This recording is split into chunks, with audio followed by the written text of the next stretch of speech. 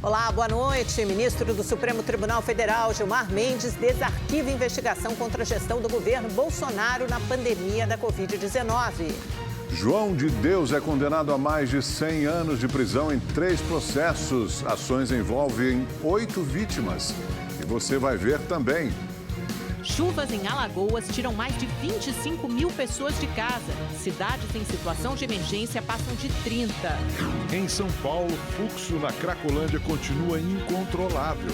Novo deslocamento de usuários causa pânico, violência e insegurança no centro de São Paulo. Gabriela Nélia, mais uma vítima da violência no futebol. Torcedora palmeirense foi morta por flamenguista que está preso. Agora no Rede TV News. O médio João Teixeira de Faria, o João de Deus, foi condenado a quase 100 anos de prisão em mais 3 processos. As condenações são pelos crimes de estupro de vulnerável e violação sexual mediante fraude contra 8 mulheres. A repórter Franci Rodrigues preparou uma reportagem que lembra o escândalo envolvendo João de Deus e os impactos do caso na cidade de Abadiânia, no interior de Goiás.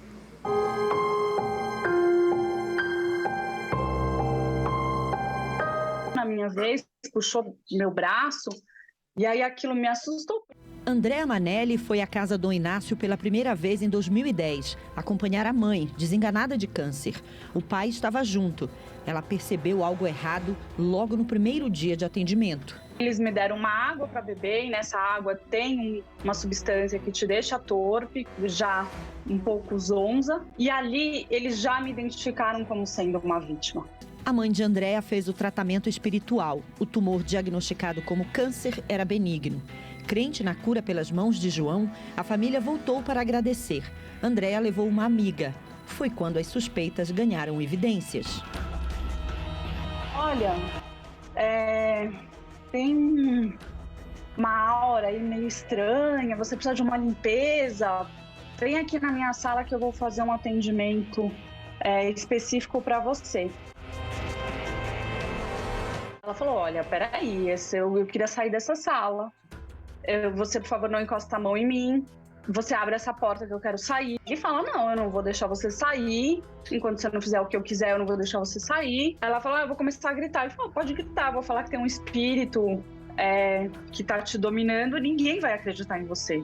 O primeiro caso público foi da holandesa Zahira Lenek Maus, que relatou o abuso na internet. Bastou a primeira denúncia vir à tona para outras dezenas de mulheres se encorajarem para revelar que também foram vítimas. João também estuprou a filha. Hoje o senhor João Teixeira de Faria já foi condenado a mais de 100 anos de prisão, por crimes que vão desde estupro de vulnerável, violação sexual mediante fraude, posse ilegal de arma de fogo. No auge da fama, João Teixeira foi ao exterior, recebeu celebridades, artistas famosos, transformou a economia de Abadiânia. No auge do funcionamento da casa, pelo menos 1.000 pessoas eram vistas circulando diariamente aqui nas ruas que dão acesso a Dom Inácio. Eram pessoas que vinham de várias partes do país e do exterior em busca de tratamento e de cura. Essas pessoas ficavam nas 68 pousadas instaladas na região. Após o escândalo, a maioria desses lugares fechou as portas. Outros foram transformados em centros de reabilitação. Além disso, para reduzir o impacto do desemprego, a prefeitura criou, na época, pelo menos 100 cargos públicos para atender as pessoas que trabalhavam aqui na casa. A gente não pretendeu, em momento algum, fechar a Casa do Inácio. A Casa do Inácio é um local em que as pessoas exercem a sua fé, independentemente da figura do senhor João Teixeira. Vítimas de crimes como os cometidos na Casa Dom Inácio desenvolveram depressão, ansiedade e estresse pós-traumático. A mulher começa a ter problemas com sono, com alimentação, ela começa a ter lembranças intrusivas da violência que ela sofreu. João Teixeira está em prisão domiciliar. Vive em uma casa de luxo em Anápolis. Não vemos necessidade do senhor João Teixeira ficar preso domiciliarmente, uma vez que a saúde dele permite que ele cumpra essa reprimenda do cárcere. Não só eu me sinto injustiçada, mas eu acho que a sociedade como um todo está sendo injustiçada. Porque essa mesma justiça que condenou ele a 100 anos de prisão em regime fechado, ela não está cumprindo com a própria sentença que ela mesma deu.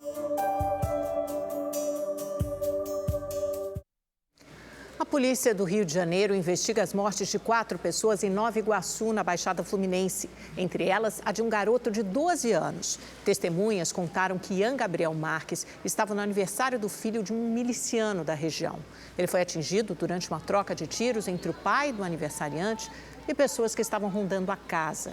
As outras 3 mortes, também a tiros, foram em outros 2 pontos da cidade. A polícia apura se elas estão ligadas à briga pelo controle da milícia local. Em São Paulo, a polícia prendeu um dos suspeitos de espancar e matar um homem de 39 anos. O crime foi em um bairro nobre da zona oeste da cidade. Zenildo Pereira da Silva jogava cartas com outras 2 mulheres neste posto de combustíveis, em Perdizes, na zona oeste da capital. Durante o jogo, houve um desentendimento com outros 2 homens. O que se alega é que começaram a discutir por conta desse jogo. A vítima, Zenildo, junto com 2 testemunhas, 2 meninas, deixa o local, mas o Adonai e o André vão atrás, alegando que havia sumido um celular. Foi aqui que Zenildo sofreu várias agressões, como socos e chutes. Testemunhas relataram que a vítima chegou a ser socorrida por médicos que moram aqui perto, mas ela não resistiu aos ferimentos e morreu após 2 paradas cardíacas. Essa mulher, que prefere não se identificar, conhecia Zenildo. Muito triste demais.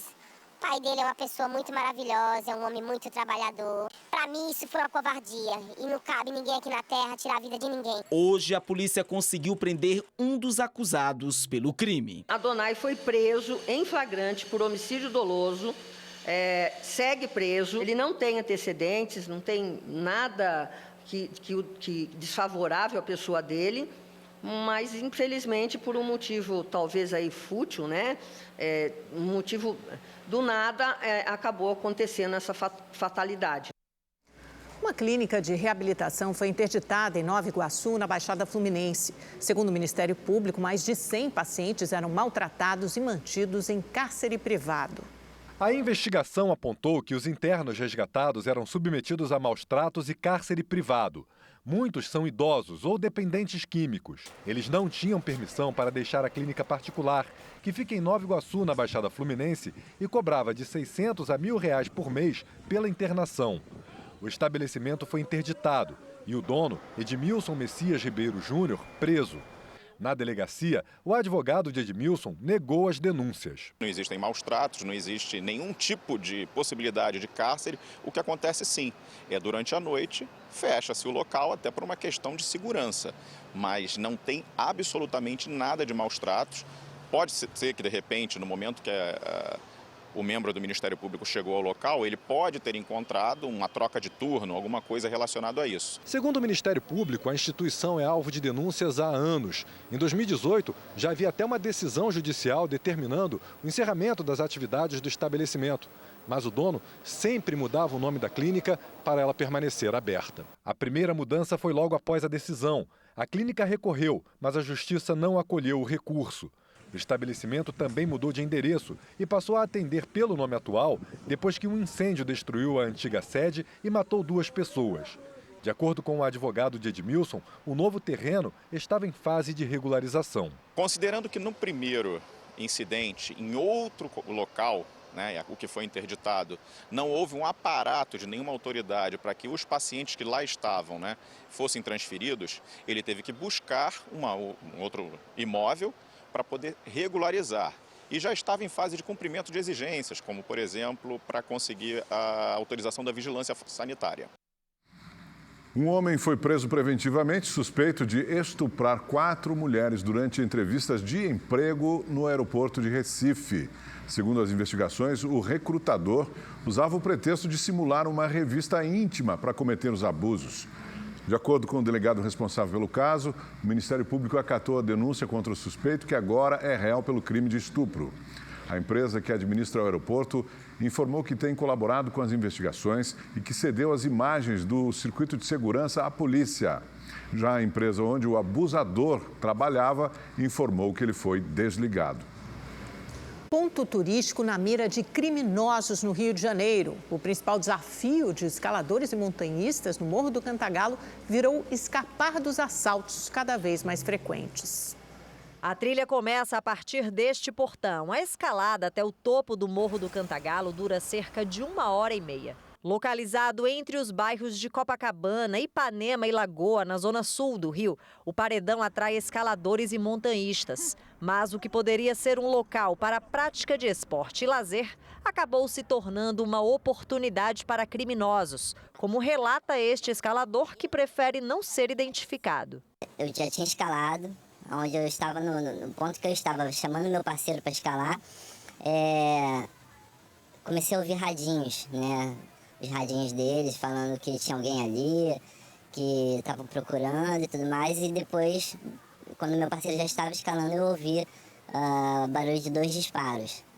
E percebi que era tiro. E no terceiro disparo, eu vi que pegou o projétil pegou perto de mim, assim, uns 6 metros de distância. Na semana passada, alguns escaladores foram abordados pelos bandidos. Eles viram as mochilas e quiseram revistar o que tinha nas mochilas. Quiseram vasculhar o celular para ver se talvez fossem policiais e tudo mais.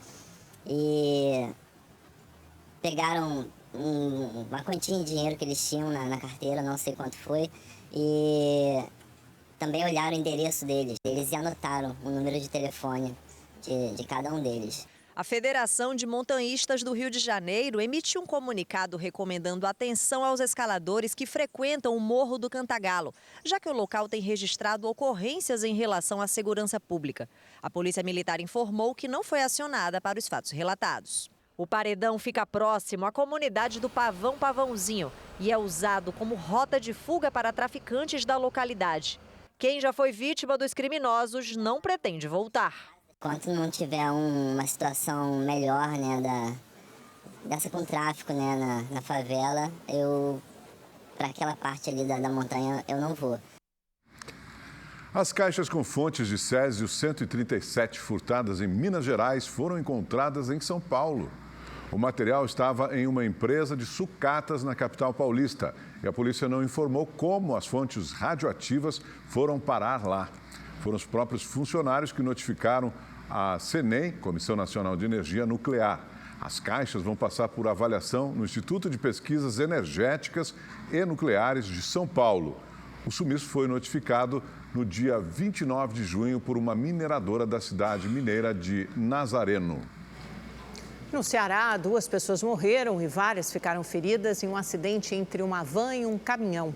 Segundo a Polícia Rodoviária Estadual, a van transportava pacientes da cidade de Itaiçaba, no interior do estado, para um hospital em Fortaleza.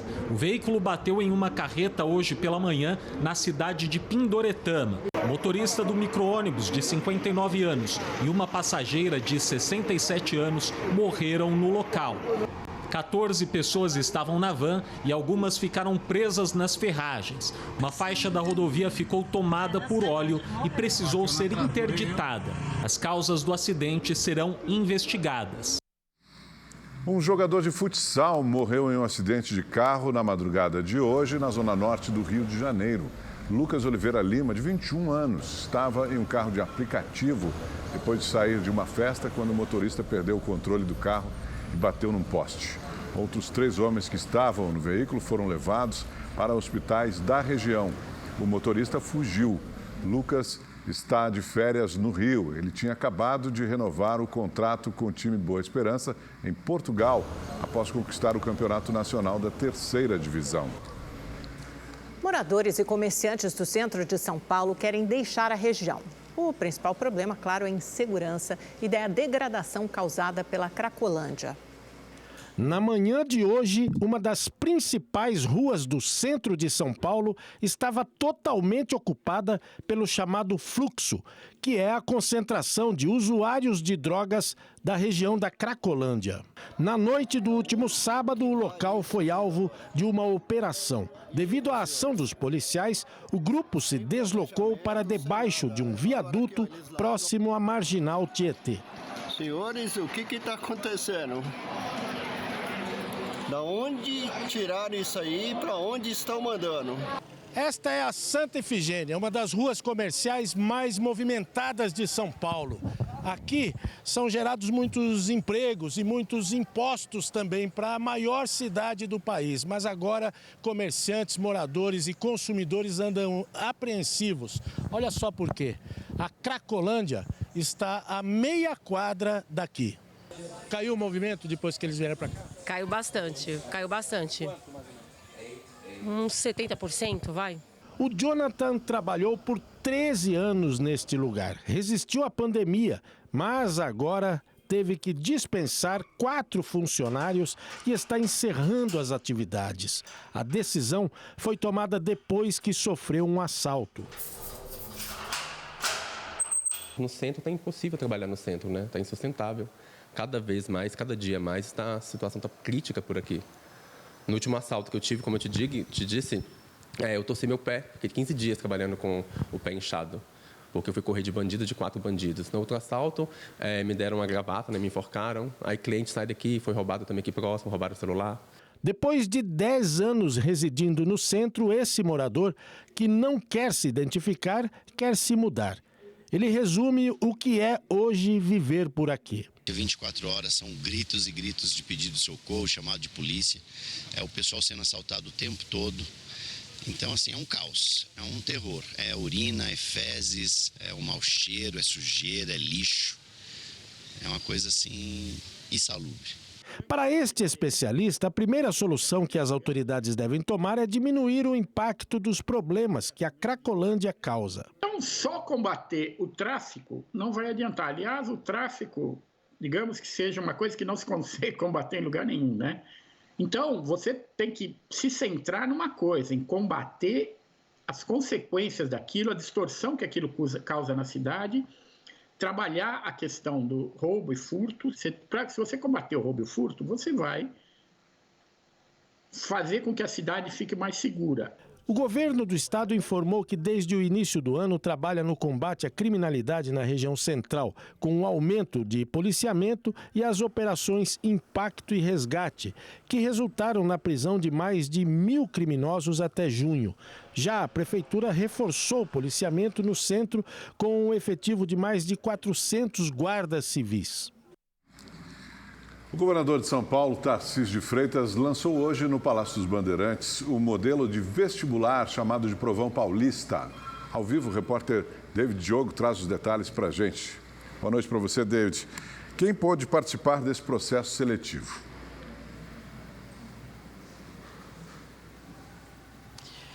Todos os alunos do primeiro ao terceiro ano do ensino médio de escolas públicas estaduais, Augusto. Boa noite a você, a Amanda e a todos que nos acompanham.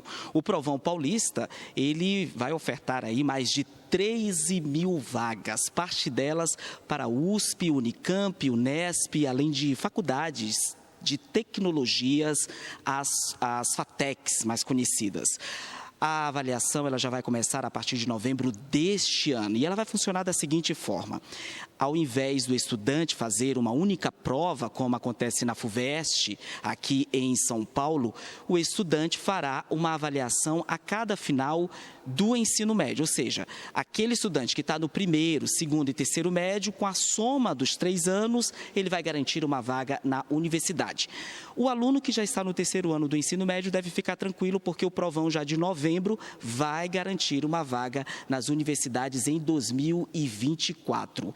Hoje, durante a cerimônia de lançamento do provão, o governador do estado de São Paulo, Tarcísio de Freitas, afirmou que essa será uma das formas para que os estudantes das escolas estaduais possam garantir uma vaga nas melhores universidades do estado. Vamos acompanhar.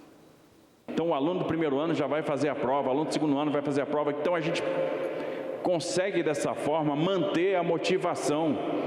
O aluno vai estar motivado o tempo todo, porque sabe, no final do ano tem um primeiro desafio. E a gente vai guardando essa nota. De repente, naquele dia não era um dia bom. E o aluno acaba indo mal na prova, mas ele vai ter o segundo ano para recuperar, o terceiro ano para recuperar, e a gente vai trabalhar com a média desses 3 anos. Isso é fundamental. Porque a gente quer que os alunos ingressem na universidade. Não é mais do que isso. A gente quer que vocês tenham ferramenta para vencer na vida. A gente quer que cada um de vocês seja vencedor.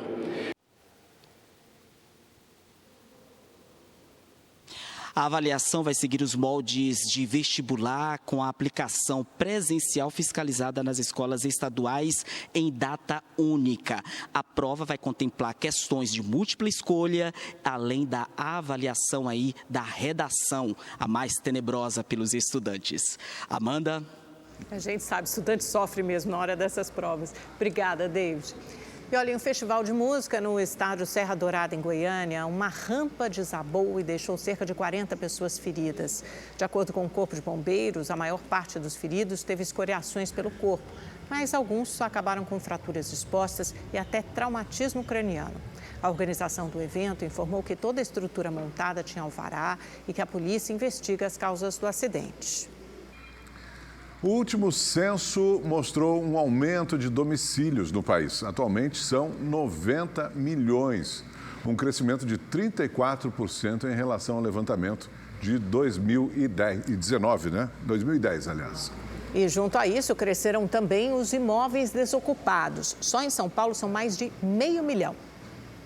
O aumento na quantidade de imóveis foi registrado em todos os estados e no Distrito Federal. São Paulo, que concentra cerca de 1/5 da população brasileira, tem o maior número deles, quase 20 milhões.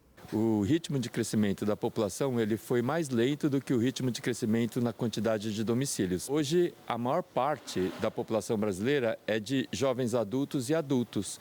Então, eles estão nessa fase, né, de formar novas famílias e buscar novos domicílios. A capital paulista, a mais populosa do Brasil, também tem o maior número de domicílios. São quase 5 milhões. Segundo o IBGE, 12% estão desocupados, o que representa mais de 588 mil unidades. Nós temos 2 questões principais. Pós-pandemia, nós tivemos um afastamento do pessoal da região do centro, tanto para moradia, mas principalmente comercial. Então, nós temos um número gigantesco de imóveis vazios.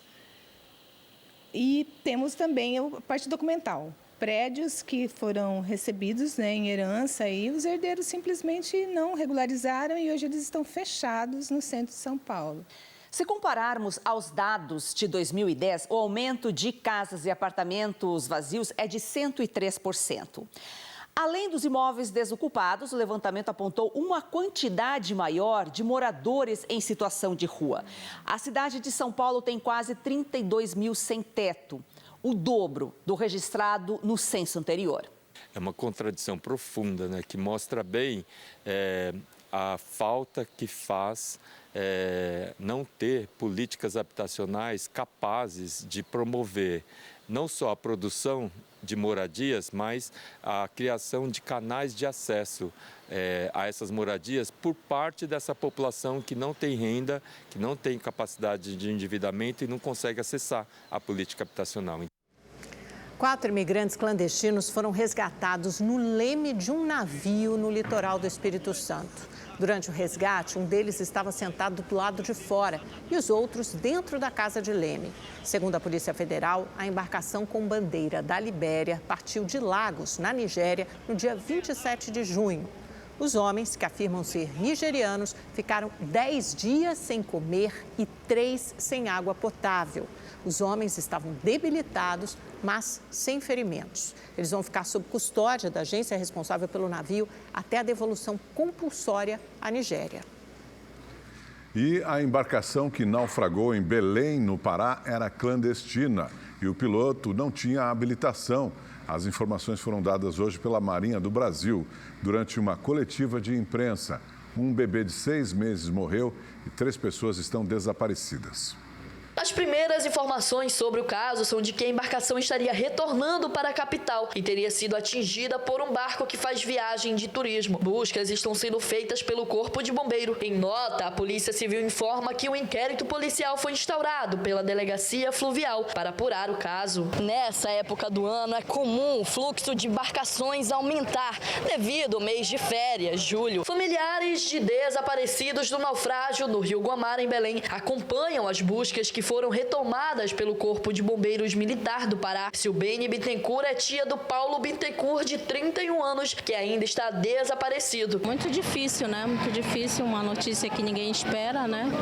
Que possa acontecer, mas a gente está aqui na fé, na coragem. Segundo informações de pessoas que trabalham no local de embarque, a Rabeta, como é conhecida, suportaria somente 5 pessoas e estariam na embarcação 9 no total. Eles teriam ido comemorar o mesário da criança de 6 meses, que também foi uma das vítimas.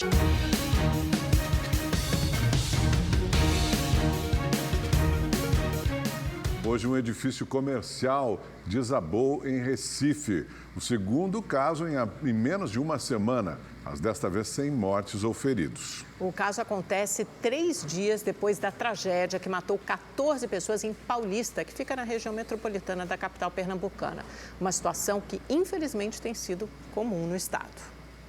Novas imagens divulgadas pelo Corpo de Bombeiros mostram o resgate de uma adolescente que ficou soterrada por 12 horas. Ela é uma das 7 vítimas que sobreviveu ao desabamento do prédio ocupado de forma irregular. A mãe e os irmãos da adolescente morreram. A queda do edifício do conjunto Beira-Mar não é um caso isolado em Pernambuco. Em abril, 6 pessoas morreram em uma tragédia similar em Olinda.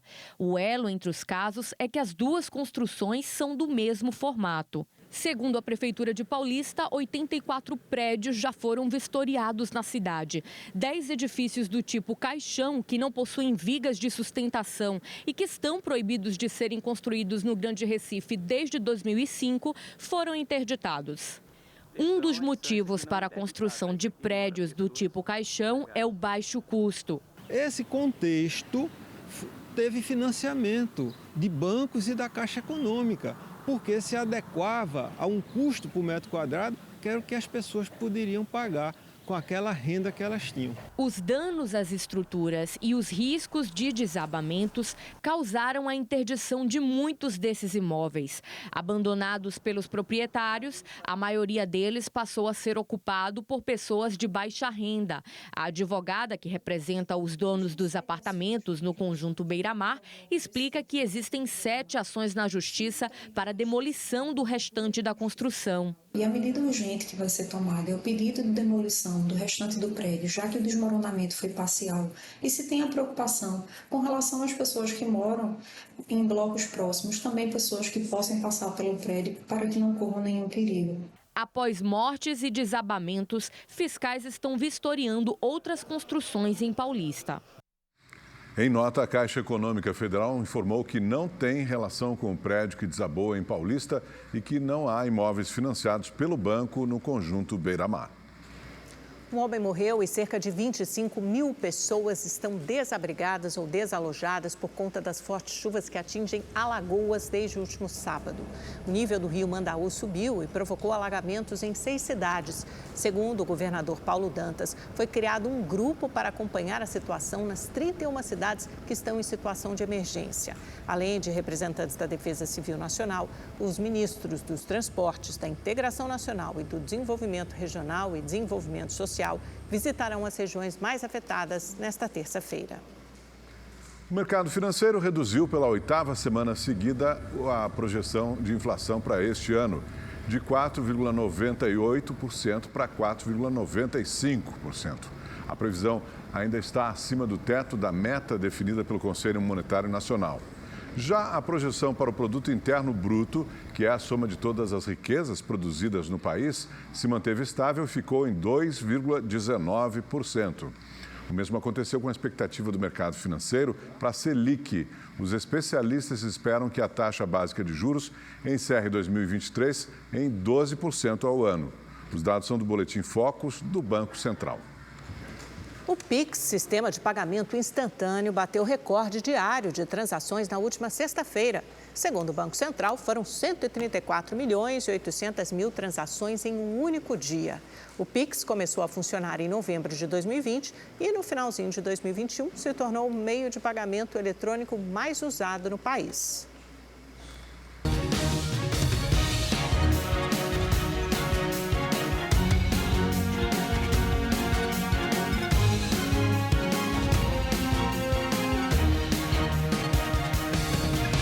Rede TV News de volta com esporte. A Carol Niquerido está aqui conosco para falar de um caso triste. Acho que não dá nem para chamar de esporte, né, Carol? Está mais para polícia, crime, páginas policiais, uma coisa horrorosa. É claro que o telespectador já sabe que a gente está falando do caso da jovem Gabriela Nelly, né, de 23 anos. Morreu, infelizmente, depois de ser acertada por um torcedor do Flamengo, né? Isso, ela era palmeirense, foi acertada por um torcedor flamenguista no sábado, num dos principais jogos do Brasileirão. Conta pra gente, conta também, Carol, se esse torcedor ou criminoso já foi identificado. Exatamente, foi detido preventivamente. Bom, é um jovem de 26 anos também, veio do Rio de Janeiro para assistir a essa partida. Os detalhes agora desse caso com o Murilo Rincon. A palmeirense Gabriela Anelli estava internada na Santa Casa de São Paulo. Ela sofreu 2 paradas cardíacas e não resistiu aos ferimentos. A tristeza é muito grande, entendeu? É uma perca muito grande, né? Uma jovem de 23 anos, tem uma vida pela frente, né? Então, é uma dor muito grande. A gente não tem palavras, né, para expressar a dor, né? A briga aconteceu bem aqui, nos arredores do estádio do Palmeiras. A Gabriela passava bem próxima à entrada do portão D, que é destinada aos visitantes, no momento em que a confusão envolvendo torcedores dos 2 times começou. Segundo a Secretaria de Segurança Pública de São Paulo, foi neste momento, durante a briga entre as torcidas, que a jovem foi atingida por um estilhaço no pescoço e encaminhada em estado grave ao hospital. É lamentável o que aconteceu. Tiraram nossa menininha da gente. Vídeos mostram momentos após a confusão. Uma equipe de patrulha da Polícia Militar interveio com bombas de efeito moral e gás de pimenta para conter os torcedores. O gás invadiu o campo e paralisou a partida entre Palmeiras e Flamengo 2 vezes. Segundo a polícia, além de Gabriela, outra pessoa também ficou ferida. O homem que lançou a garrafa durante a confusão é Leonardo Felipe Xavier Santiago, de 26 anos, torcedor do Flamengo. Ele foi preso em flagrante e na audiência de custódia teve a prisão convertida para a preventiva. Vem um marginal para cá para fazer uma atrocidade dessa, né?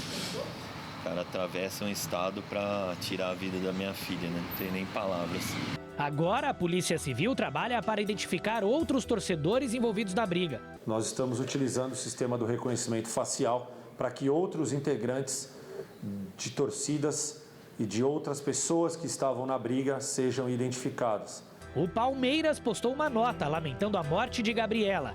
Disse que não é aceitável que uma jovem de 23 anos seja a vítima da barbárie em um ambiente que deveria ser de entretenimento. O atacante Gabriel Jesus, revelado pelo clube, escreveu: "Um dia triste para o futebol brasileiro, que possamos refletir e nos unir pelo fim da violência nos estádios."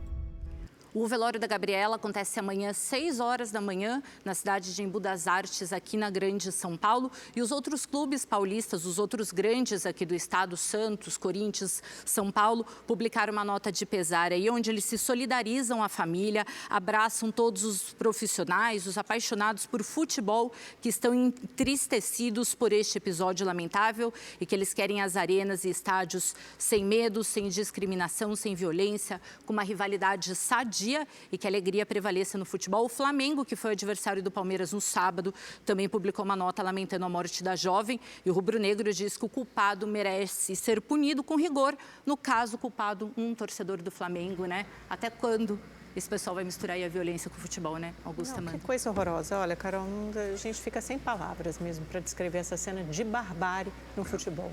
Uma lástima. Muito triste. Nossa solidariedade à família da Gabriela, né? E, Carol, a gente mostra também a Copa HB20, que foi emocionante nesse final de semana, não Exatamente, foi decidida aí na última volta. Vejam agora todas as emoções da Copa HB20. Foi uma última volta emocionante em Interlagos.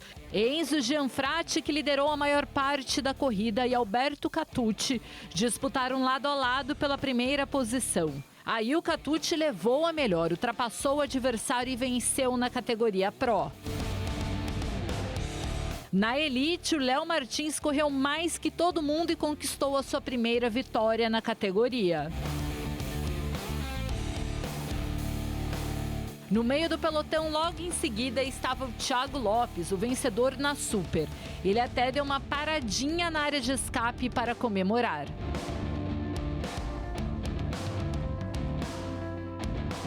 A próxima etapa da Copa HB20 acontece nos dias 5 e 6 de agosto, no Autódromo Velotitá, em Mogi Guaçu.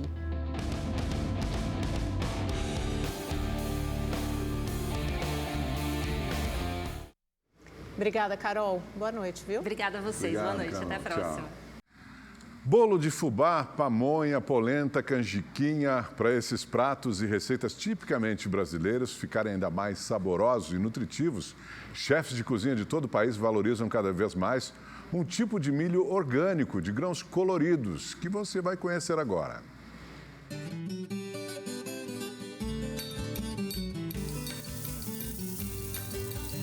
Lucas planta milho crioulo há mais de 10 anos. Os grãos são coloridos, amarelos, vermelhos, brancos e pretos.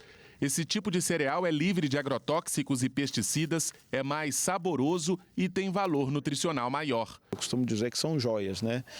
Que a gente está resgatando e trazendo para uma produção em escala maior para as pessoas terem acesso e para consumir de novo. Atualmente, 90% do milho plantado no Brasil não é orgânico. As conhecidas sementes amarelas da indústria agrícola são transgênicas, passaram por modificações genéticas.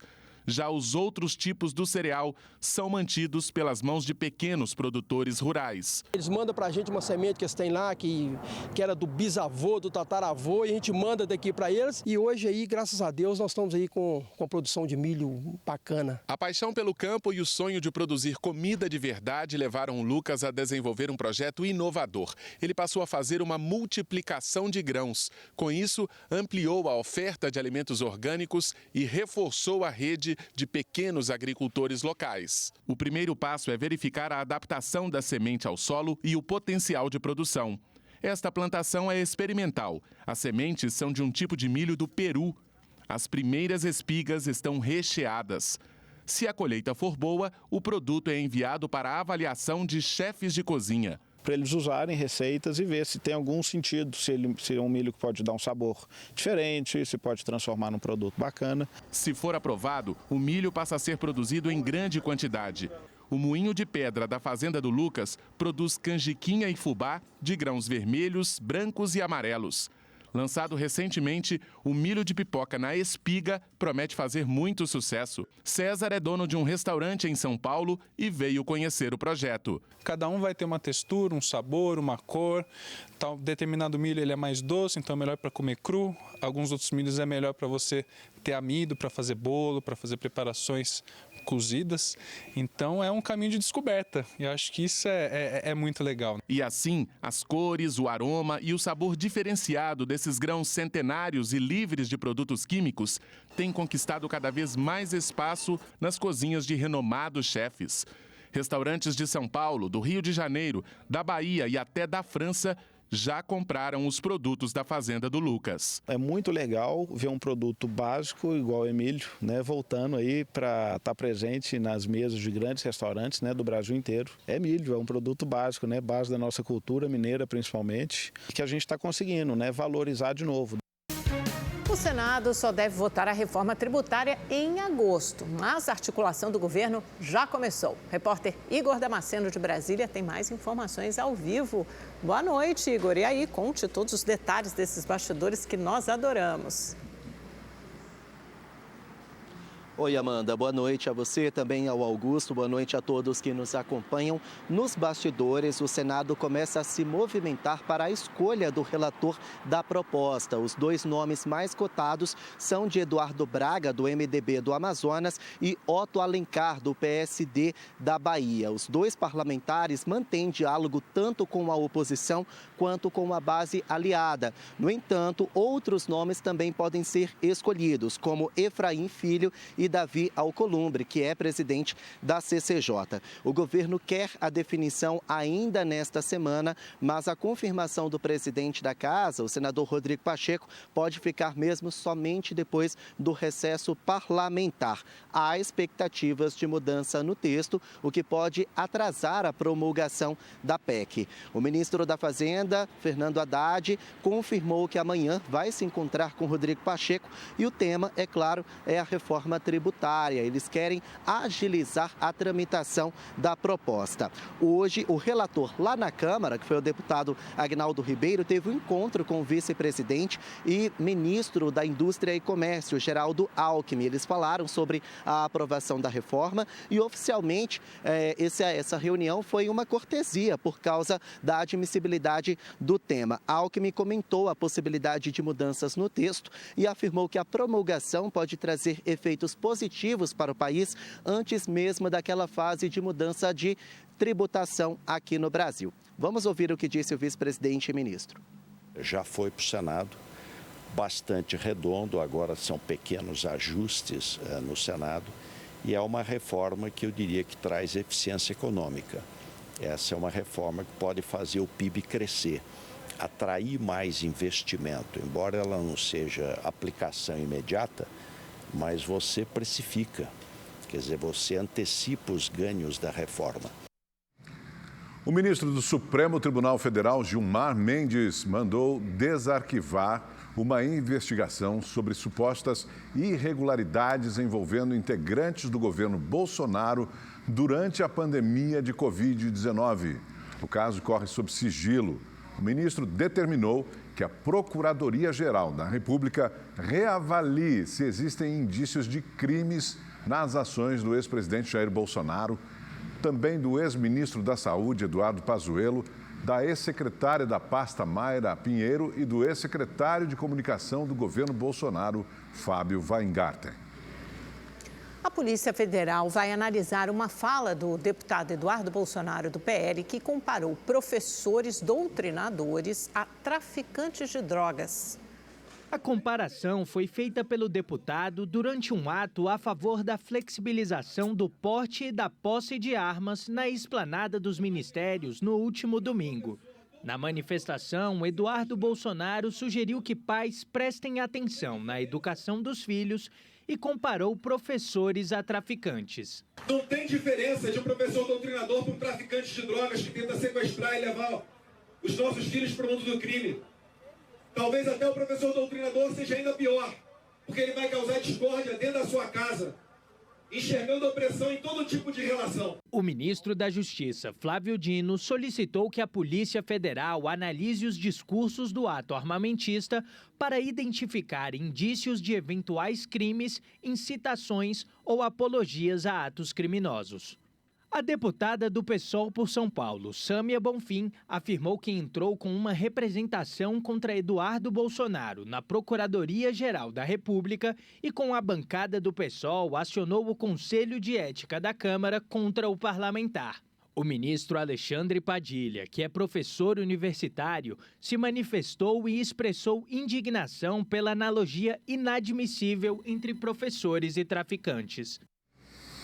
Amanda, vamos falar de coisa boa? Opa, já deu água na boca. Vamos lá. Eu gosto muito, viu? Hoje é comemorado o Dia da Pizza. Para se ter uma ideia, o Brasil produz, em média, 5 milhões de pizzas por dia. E com tantos apaixonados por essa delícia, vai até amanhã em São Paulo a 11ª edição da Expo Pizzaria, a segunda maior feira do setor em todo o mundo. Difícil encontrar alguém que não seja apaixonado por ela. Eu gosto muito de pizza. Come com que frequência, mais ou menos? Pelo menos uma vez por semana, no mínimo. Mas diferente do que muitos pensam, esse prato não surgiu na Itália, e sim no Egito. Inicialmente como uma mistura de farinha e água. Apenas por volta do século XVII, a pizza se popularizou na Itália. E de lá para cá, ganhou variações e conquistou o mundo. Com a chegada dos imigrantes italianos no Brasil, essa delícia ganhou mais apaixonados. A data 10 de julho, por exemplo, foi escolhida após um concurso de melhor pizza realizado pela Secretaria do Estado de São Paulo em 1985. Atualmente, São Paulo é a segunda cidade no mundo que mais consome pizza, ficando atrás só de Nova York, nos Estados Unidos. E para comemorar a data, acontece entre hoje e amanhã, aqui na capital paulista, a 11ª edição da Expo Pizzaria. E olha, não faltam opções. Nós temos várias vertentes de pizza. Nós temos uma pizza brasileira, nós temos uma pizza italiana, a Verratti é pizza napolitana, e aí cada uma com sua especificidade e característica. Eu sempre digo, pizza boa é aquela que você gosta. E tem gente que vem do Brasil inteiro para ficar por dentro das novidades do mercado de pizzas, como a Lohane, que é pizzaiola e veio de Lagoa da Prata, Minas Gerais. Buscar conhecimento, para os nossos clientes, porque eles merecem o melhor. E é claro que nesse dia da pizza eu não poderia deixar de colocar a mão na massa.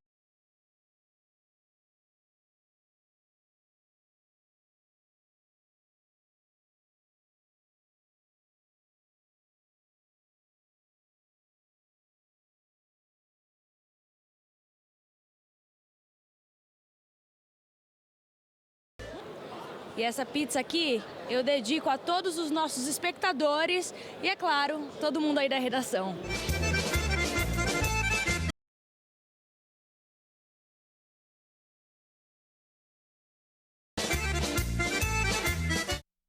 Bora ver se tem alguma pizzaria aberta nessa Valéria segundona. podia ter trazido um pedacinho pra Pois gente. eu também tive a impressão que aconteceu uma surpresa no final desse jornal, mas não tá rolando, não tô vendo nada por aqui, Augusto. Fica pra próxima, fica a dica, né? Pessoal, obrigada pela audiência, o Rede TV News fica por aqui, tenham todos uma ótima noite, a gente se encontra amanhã, 7h20 da noite. Obrigado pela sua audiência. Um abraço, boa noite.